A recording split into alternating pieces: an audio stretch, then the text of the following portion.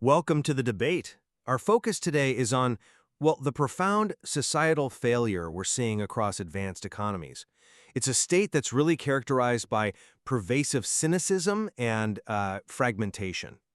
We see this very acutely in places like the UK, where the systemic dismantling of cohesive institutions, the great trade unions, the mining and manufacturing sectors, it left a void filled only by disorganized resistance and deep distrust.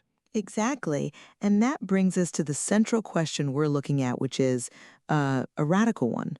Does this principle of localization and individual sovereignty, a thoroughly decentralized political model, does it offer the only viable solution to this collapse? Or is it actually a kind of design flaw that just guarantees instability? Right. And I'll be arguing that decentralization is the inevitable and frankly correct principle that simply must win against the forces of global commerce and mass bureaucracy. And I'll be coming at this from a slightly different angle. I fully acknowledge the desperation of the current system. I mean, the diagnosis of cultural fracturing is spot on. You can see it in all these disorganized resistance movements that are sided groups focused on specific cultural flashpoints, like Tommy Robinson or post-COVID figures questioning the narrative around vaccines and lockdowns. They're all united by this deep, deep distrust of central authority. However, my position is that this radical decentralization inherently contains a severe, I'd say existential, risk of instability, and crucially, expansionist conflict between these newly sovereign groups. Okay, so let me lay out my position more fully. The current centralized system is structurally unable to cope with modern reality. The political cohesion that once relied on, a shared industrial experience, on institutions like the strong trade unions, truck drivers, coal miners, that's just gone.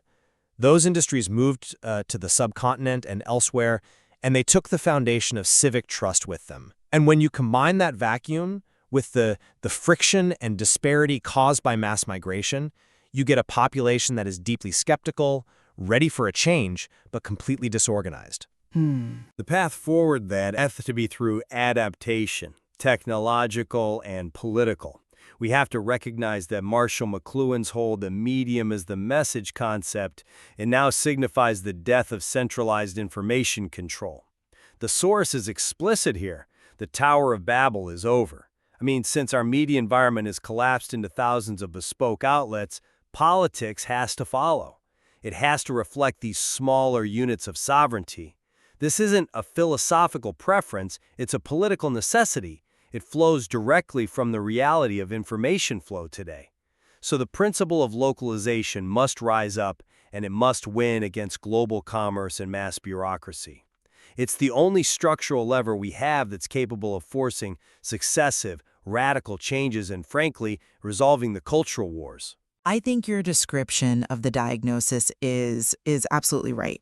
Especially that sense that the central authorities have earned the public's cynicism. The revelations of political figures, partying throughout COVID lockdowns while the public endured these severe restrictions, that just underlines the rot.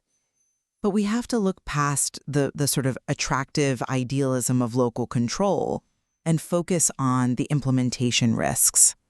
The core danger isn't if the state collapses, but what replaces it. We're not just talking about local governance here.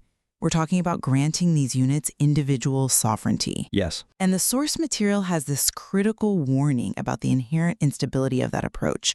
When you have localized sovereign groups doing their own thing over here, running their communities based on their own distinct principles that could be completely contradictory to their neighbors, the material predicts that the consequence is that eventually one group is going to expand into the other group's land. That expansionist impulse is, it's historically hardwired into sovereign entities defined by distinct, often conflicting identities. This is precisely why centralization arose in the first place, to mediate these kinds of territorial disputes. To dissolve that, no matter how broken the current system is to replace one crisis with a historical and potentially catastrophic form of violence. Okay, let's confront that idea of inevitable conflict, starting with the cultural wars. I'd argue localization doesn't just defer conflict, it offers an immediate structural resolution.